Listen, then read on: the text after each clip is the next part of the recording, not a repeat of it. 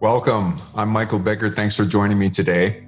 Today, I want to go through advice I would give you to maximize your chances for success in business and indeed in life in general. It's not uncommon for people to ask me that question. If you could give me one piece of advice, what would it be? Before I give that advice, I want to remind you, pause the video, grab a notepad and a pen, and make a commitment to pause the video at some point if there's something that inspires you, something that reminds you that there's something that you should be doing in your business and you failed to do it for whatever reason. Just take a note and commit to yourself that you're going to take away one actionable item and you're going to implement it in your business today.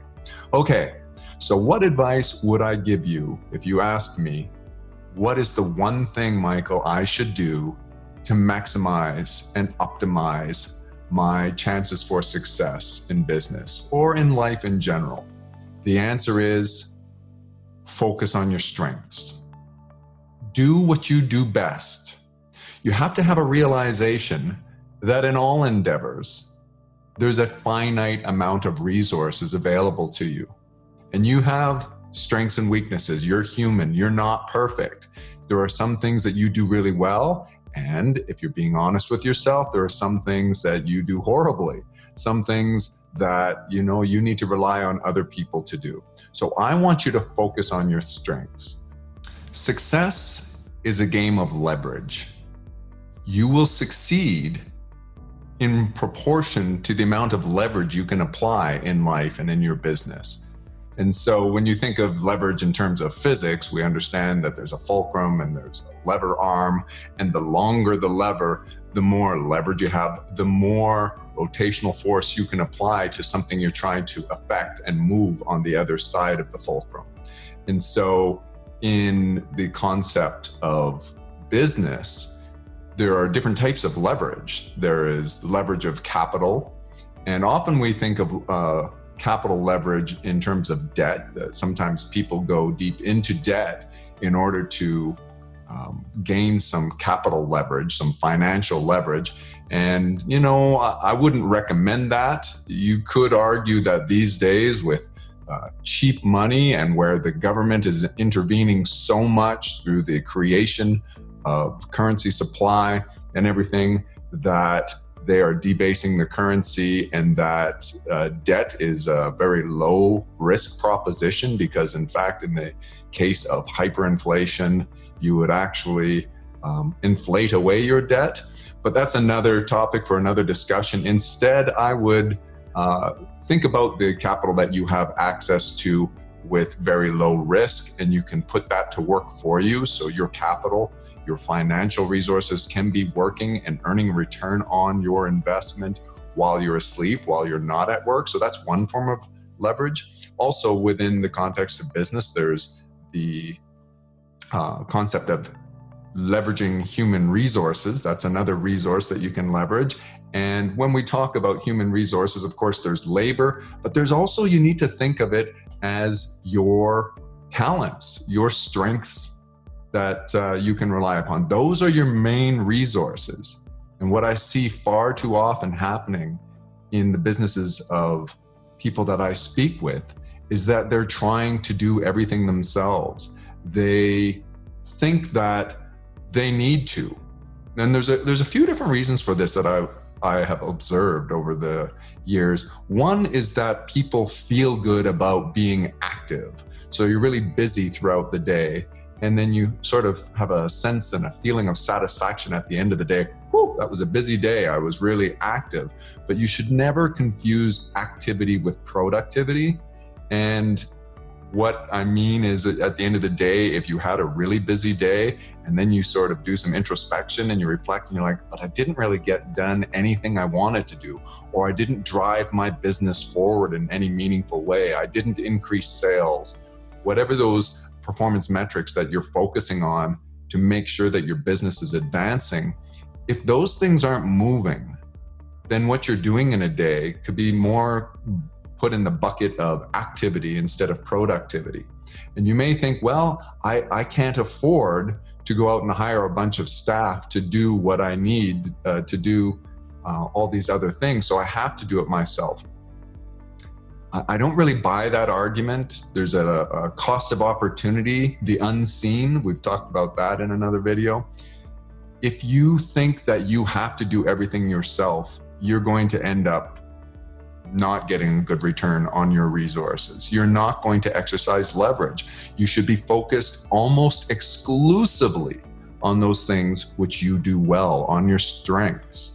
Those are the things that are going to really apply leverage in your business and give you desired outcome and results. So think about those things. Spend some time, do an honest, introspective self-analysis. Ask yourself, what are you good at? How do you know that you're good at these things?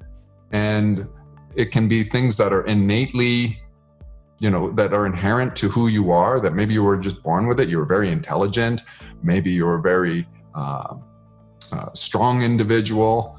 Maybe you're very funny, whatever. Some things are those things that are inherent to your personality and maybe your upbringing, and they just come naturally to you.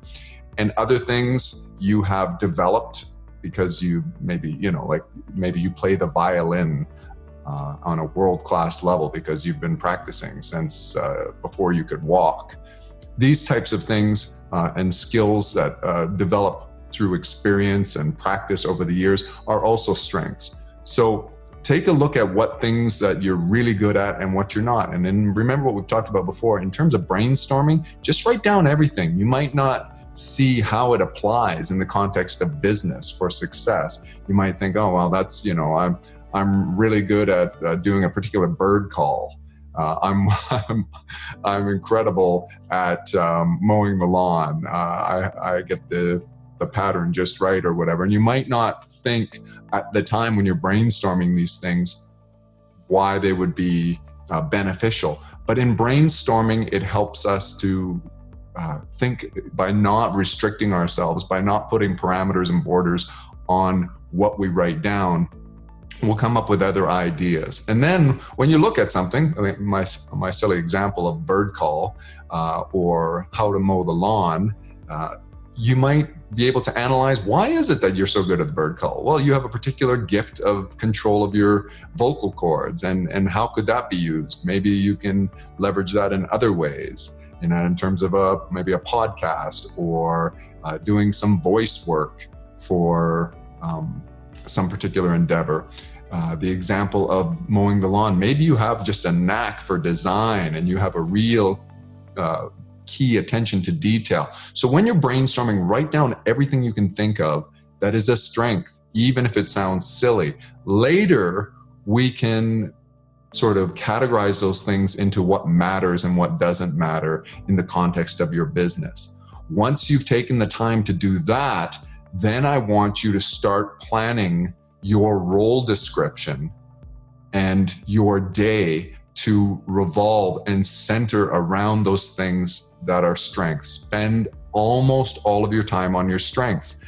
In doing that, I know what you're thinking right now. If you are a smaller operation, you're like, well, who's going to do the other work that needs to be done? Well, of course, you're going to have to plan that out as well. And you need to give some thought to what resources you can rely on besides yourself. Do you have business partners? Are there other stakeholders? Are there ways to leverage technology and other tools to be able to do things in a much more efficient manner? So maybe something was taking 3 hours out of your day to do, and it's not one of your strengths, and it's not particularly enjoyable part of your job, and you followed my advice here and you're like, well, I'm going to use those 3 hours, focus on this other thing that I'm really good at, which may be planning or organizing, or it may be, strategizing for the future, thinking. Most of your jobs should be done up here, okay? But then you have to think, well, what am I going to do with that other task? It may be that the purchase of a piece of equipment makes that 3-hour task go down to 30 minutes or 15 minutes. Or you may be able to hire somebody to do that 3-hour task. And because you hired somebody and you used our advice on, check the video here, on recruiting good talent, and that's their strength, they're able to do it far more effectively, far more efficiently, in a fraction of the time, and the cost is not nearly what you thought it might be. Our whole organization provides resources to companies like yours. So you can reach out to someone like us, and then we'll get somebody that focuses, that's their strength, will work on these tasks, and we'll leverage the technology. That's what we do. We leverage technology and the various resources to make sure that you get the maximum return on those investments. And remember the concept of the unseen. It's the cost of opportunity. By you not focusing on what you're good at, by you focusing on some things that are sort of necessary evils in your mind, what is it costing you? Is your business not growing? If you're being honest with yourself, you'll usually conclude, yeah, I know I could grow my sales more. I know I could grow the profitability if I had more time to do X, Y, or Z. Now, it's not just about identifying things that you're not doing that you should be doing. It's about identifying what you're best at, and is that where you're spending your time? For example, if you're not good at recruitment and you're like, well, I know I need somebody to help me with this, but I haven't had success in the past, then don't do the recruitment yourself. Try to rely on other resources and leverage other resources to mitigate your weaknesses so you can focus on what you do best. That's where you're going to get the best return on your investment. That's where you're going to implement and exercise leverage within the context of your business. And it's all about leverage. It's all about putting in a little bit of resource or effort to get out a much greater amount. Remember in the physics with the fulcrum, the longer the lever, we put in less effort with a longer lever. With more leverage, we can put in less effort and get a greater force acting on those things that we're trying to move. And we're trying to move the needle on your business. So I just wanted to give you that. I don't want to make this overcomplicated. So I think the task and the homework for you today is to do an evaluation, do some introspection, talk to somebody who knows you well, maybe a spouse or a business partner, someone who's worked with you for a long time, someone, a childhood friend that's known you your whole life. Ask them what it is they like about you, what it is that they marvel at, what you do well, and ask them the opposite. Tell them, be brutally honest with me. What have you noticed I don't do well? Because sometimes we're blind to that and we don't do something really well. Have you seen these American Idol auditions where the person goes and they start singing and they're rejected and they're so upset, and even their family, they're like, you're crazy. I know I can sing. I'm not talking about the contrived ones that are all just set up and maybe the producers or the auditioner himself was trying to be funny. I mean the people that really think that they are great vocalists, great singers, and they're devastated, sometimes very sad.